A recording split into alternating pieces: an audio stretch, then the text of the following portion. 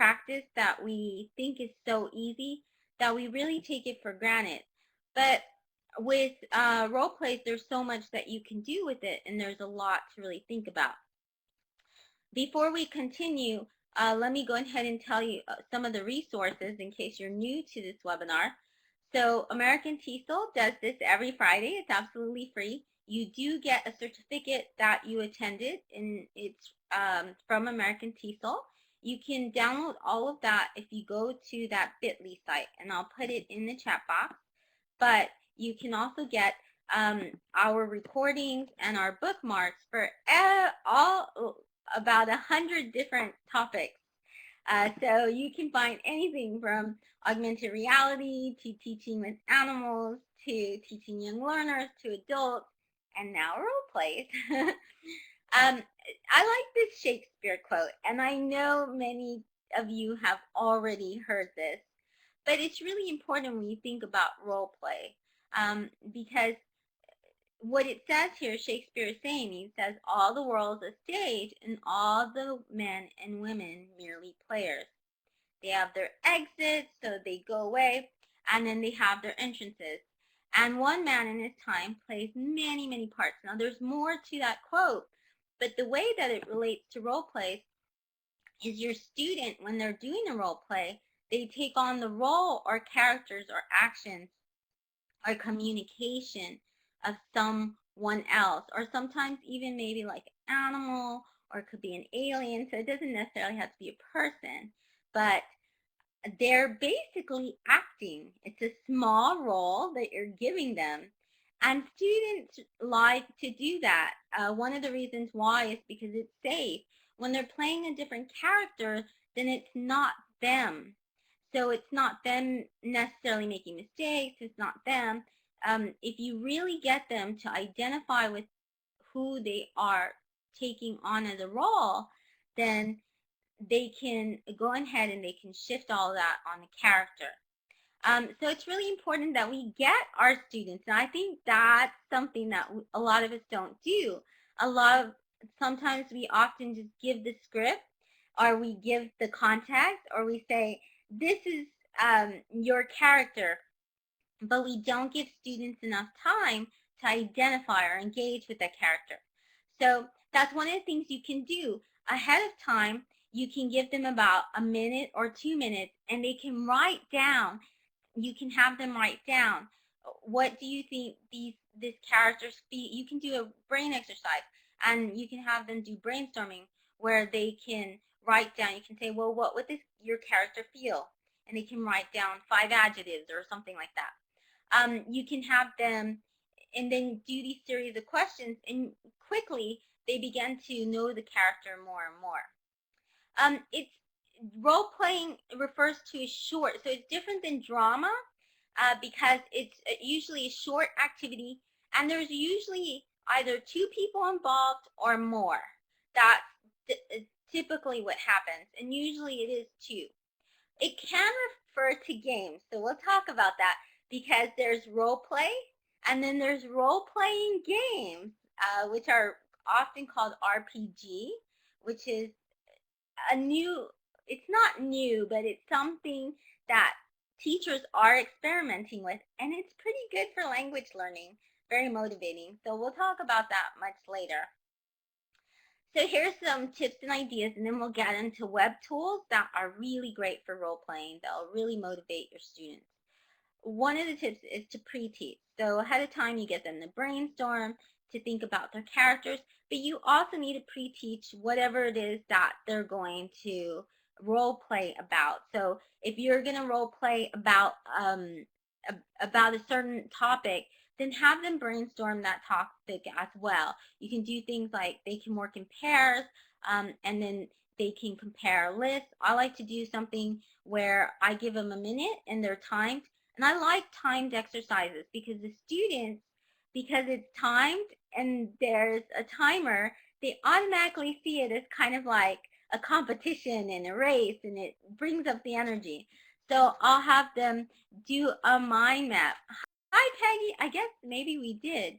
We haven't done much. We're just went through the role playing, just like what the definition was. So we haven't gone through much. And then you give them a context or setting, and that's very important. Our students need to be able to visualize what the setting is. So for example, if you have 3 or 4 year olds that you're working, or let's say you're working with 4 to 6 year olds, and you want them to role play something like animals, or maybe you say you want them to role play adults or people. If you say something like maybe a train, they went on a train, you're in a train, well, that might be difficult because maybe at 4 to 6 years old, they haven't been on a train. Or maybe you tell them to be on a plane. Then you have to really think about, we can't just give role plays just because it's in the textbook, or just because it's something that we want to teach and we think that it's a good role play. We have to make it to where they can relate to it. So if you are teaching something like a plane, or that kind of experience, then you can show them a video. Maybe you can show them a quick 2-minute video about, or you can read them a book that shows an animal or character going on a plane, so they can begin to make those connections. It's also very important to display any vocabulary or grammar they'll use during the role play, and they don't have to get it. What I usually do is I put it on the board. So I'll write this on the side of the board, and I'll tell them, please aim to have, your mission is to try and have 3 out of the 5 vocabulary words, or practice 2 of the forms of grammar, or I teach that ahead of time, and make sure that they know that. So that way they're not just diving in and then they end up not practicing what they're supposed to practice. It's a good time for them to practice and test that language, because they're learning that language, and then they get to put it in the context, and with role play, they get to really practice. And you want to give them the ability to make mistakes. So don't grade them during these role plays. You can collect feedback, but don't grade them, because you want them to speak. You want them to try and experiment with the topic and language. And the only way they're going to learn is if they practice it. And if they're too afraid to make mistakes, they're not going to talk. They're just going to be quiet. You can have them, to make it interesting, I like to do mingle activities. So they actually will do the same conversation or role play, and I have them switch. So every 2 minutes, even sometimes a minute, I say switch, and they hear the bell ring that I have, and then they switch partners. They're usually standing up, so they can do it really quick. Adults love this as well. I have adults do this. And then you can time it, so that way it's good. One of the things I've done in the past that has worked, and I saw this from the learnenglish.dev, they actually have these. I have some, but I couldn't, I forgot to post them online. I need to post those online. And you can have these role cards, and you can give them, it's very simple. Language learners, learners can really see kind of the overview of what they're supposed to do, so you can give them an idea. So you have student A, and then you give the card to student A, and then you have the card for student B. So you can create a whole bunch of scenarios. You don't have to necessarily make these. If you do, you can use them again and again and again. Each year you can use them. But the other thing that you can do is you can have your students write them. So if you just think of a situation there, then you can have ones where it just says student A, elements and complications, and it's blank. So you can have a whole bunch of those that are blank. And then each time they just fill it in themselves. They write it in. So if you think of one of those contexts, then it saves you time. Role play is a great way to animate your textbook. You can make your textbook come to life. And one of the ways, this is from Macmillan, the global course, and this is for students. Now look at the different places of this textbook. Okay, so you can see these are pages from a course book. What could we take from here and do role plays with? We could take the vocabulary section. You even get the words there. You have your own word bank. You can even have them, those could be the words that they aim to use in the role play. You can have them use the little phrases that the kids are using here. You can say, try to use one or two of those phrases. And they don't have to get them perfect. They can make it their own. So actually, if they don't use it, they do it grammatically correct, and they just use a different version of that sentence. Like here he says, I have a lot of money. And instead of that, if your student says something like, wow, that's a lot of money, or then we can, don't get upset at them because they're making it their own. That's actually a very good sign of them doing that. Another thing that's really, you could take the grammar. You could take the speaking activity. So all of those different sections in your book can be a role play. And your students will like it because it's so much more interesting that you can break up the monotony. Let's say you're going through listening and all of this, they may get very bored with that. So if you have a role play in the middle of it, then all of a sudden it changes the energy and the dynamic in the class, and they get to speak. It's a good opportunity for them to speak and test out things. And you can see if they understand or not. Another thing that you can do, these are some role play activities. There's so many different role plays you can do. There's actually literally hundreds that you can do, which is a good thing for you to do. You can do characters in a book. You can do dialogues between historical figures. You can do characters impacted by a situation. So you can do impromptu role plays. You can do scripted ones where they have a script to follow, or you can do something where you just give them a card. Hannah was saying that she does that with her students. She gives cards as well. And one of the things that you can do is if they just have the basic elements of the cards, then you can call out situations.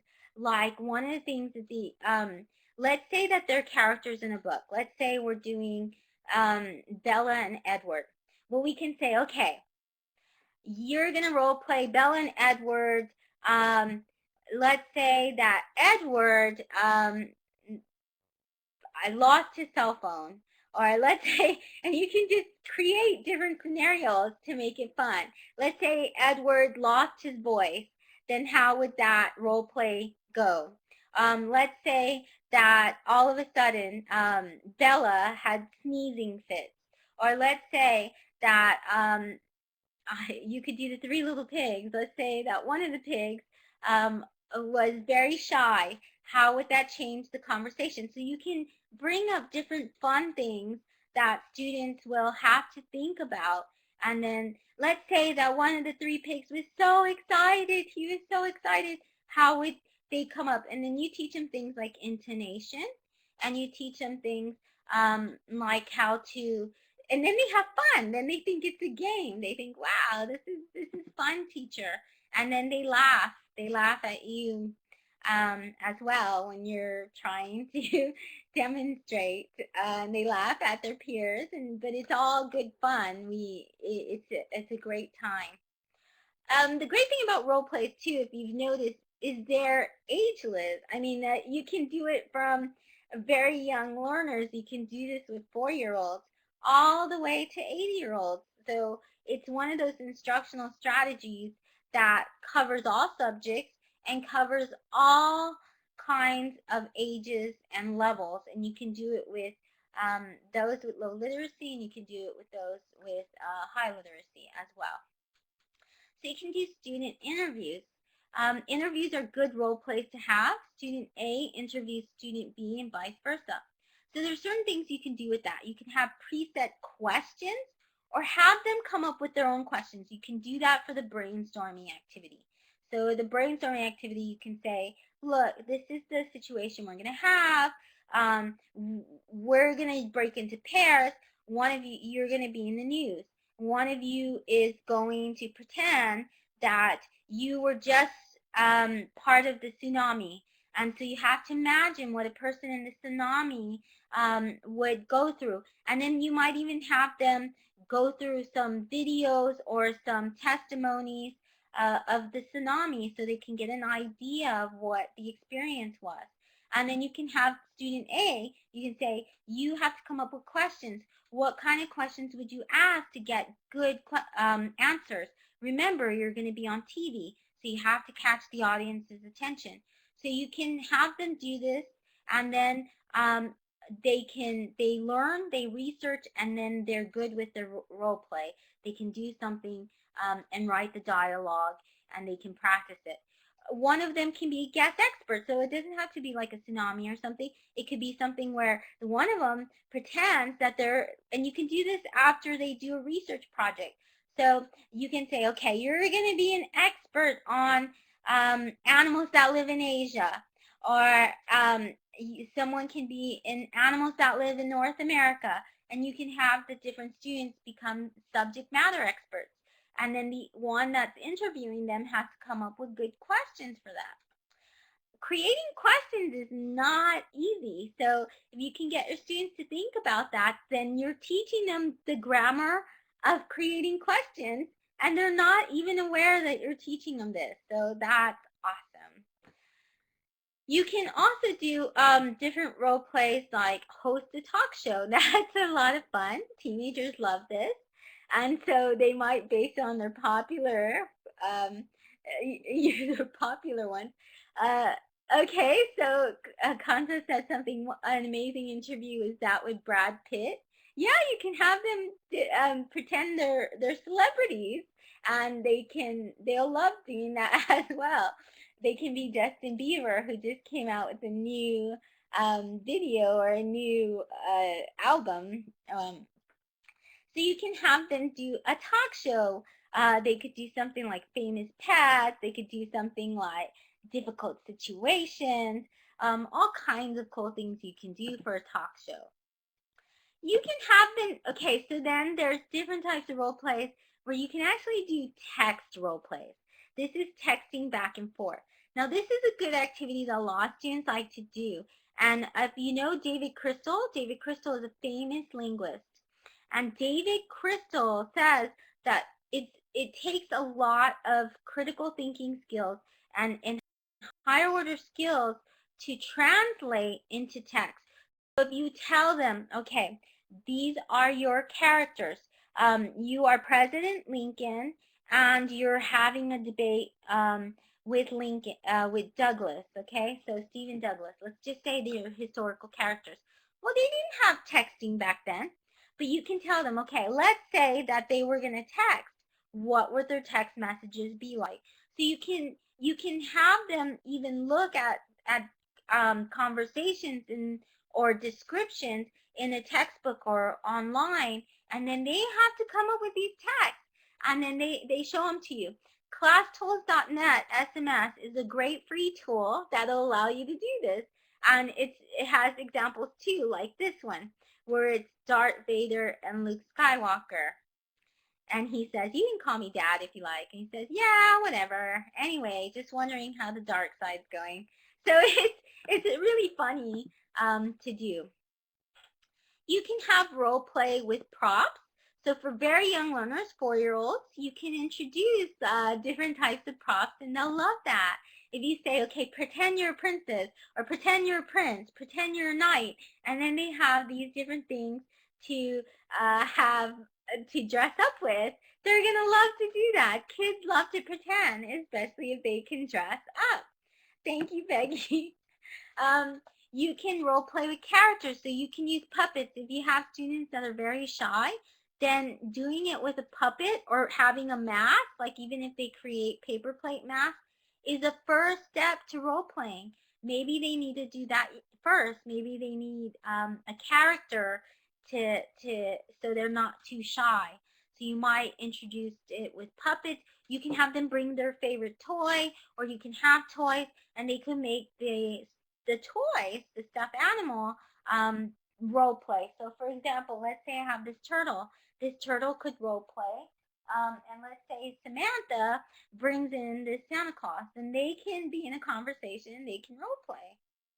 Oh, here's his head. I didn't have his head on right. So this is something you can do. Or you can even have little figurines like Barbies, or sometimes they have the G.I. Joes. All of those can be used for role plays.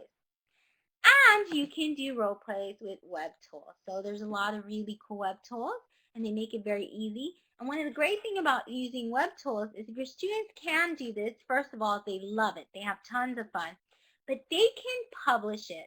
And when they publish it, for them, now you have something you can show the parents.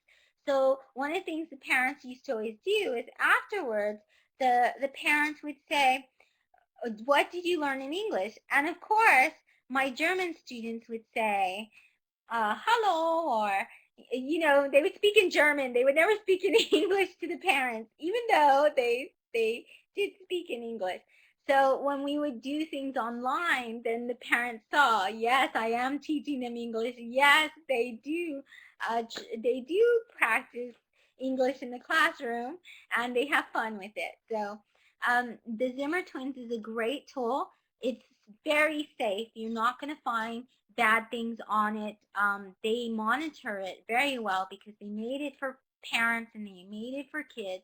So Zimmer Twins is awesome. You can have them do dialogues. There's music. They have already set templates, so you can start with one of theirs, a mystery box, foiled, kitty dreams, or the student can start from scratch. They get into pairs, and then they also fill out a storyboard. It's very easy.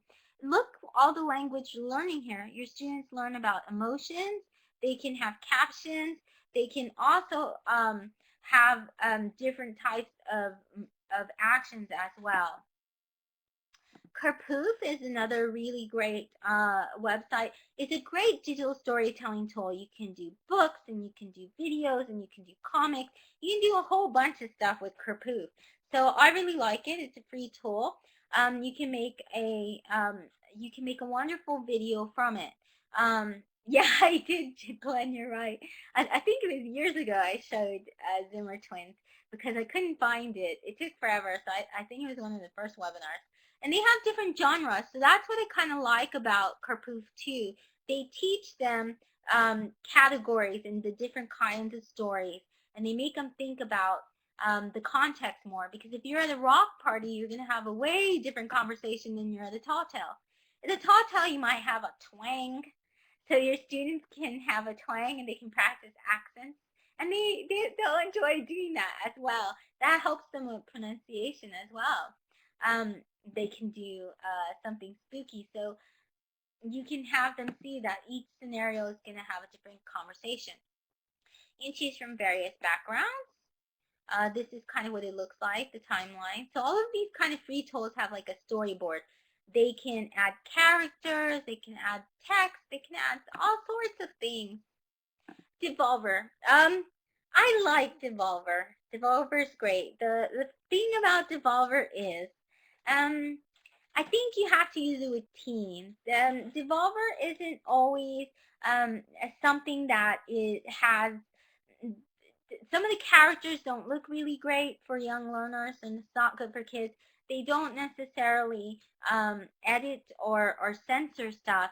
So you have to be careful with Devolver, because some of the things may not look acceptable in your school. So your school is very strict about different things. It's not bad, but it's questionable. So please be aware of that. But it's a great tool. Your students have music, they type dialogue, they can choose backgrounds, they can choose situations. And the great thing is it has conditions: the storm, visibility, temperature. So these are all really cool things to have, that to teach your students about creating content and backgrounds and characters. So it teaches them in a way to create a story. It teaches them to think about these elements. What's the weather? And so it's really nice to start one of these. They have different situations. Let's see. They have a rendezvous. I don't know if a rendezvous is totally it's not something I want to have a conversation with my 4-year-olds about. When they say, teacher, what's rendezvous? Because they're going to ask me what a rendezvous is. So that's what I'm saying. I think it's better with teenagers. And then there's some characters, look, with the belly. And I know in certain countries it's acceptable, but there are a lot of places where it's not. GoAnimate. GoAnimate's really cool too. I love it. I think that I didn't show it first, even though it's my favorite tool, because pretty much most of the webinars I always talk about GoAnimate because it's one of my absolute favorite tools. Your students will love it. It's a great way to do role plays. They can be different types of characters, candles, and even historical figures. So I think that's very useful because when you're teaching, you need characters that resemble who the characters are in the book. I like to use characters that very much resemble what's in the book. So if they have Abraham Lincoln and a character that looks like him, I much rather use that than use something where it's just any character. So they choose their character, and after they choose their character, they can type in or record their dialogue. So they can do voice conversation, or they can do where they type it and then the computer speaks it for them. They can even choose their accent. So they can do Australian English, they can do British English. They have so many different accents that you can do. You're recording a movie, and then you can also add different dialogue lines. You do that with a partner. Now there's something called RPG, which is role-playing games. Sometimes you'll also hear something like LARP, which is live action role-playing game. And then there's MMORPGs. This is where it's basically a massive amount of people playing a role-playing game. What do I mean by this? Well, the most famous ones are World of Warcraft and also Dungeons and Dragons. Some teachers have even used Dungeons and Dragons to teach. Waygook.org, you have to register for it, but it's free. But once you register, that's when you have access to tons and tons of lesson plans. And one of them is this guy who does a whole entire curriculum of how he uses Dungeons and Dragons. He talks about character creation, doing personalities, students create a character, and he does it by theme and topic. So there would be tons and tons of ideas, and he puts the whole entire curriculum for you. So it's really incredible. They give you PowerPoints and all this stuff. There's role play in online games. So with role play, you usually take on a character. Sometimes it's like a warlord. Sometimes it's a fairy princess. And the great thing about it is it's storytelling, but you're part of the story. And whatever your other peers do changes that story. So it's really fantastic way to teach learners, because our English language learners especially, they come up with all of these different types of conversation, and you have to respond to it. And that takes a lot of practice, and is very good practice of English for your learners to be in situations where they have to think of what's going to be the response.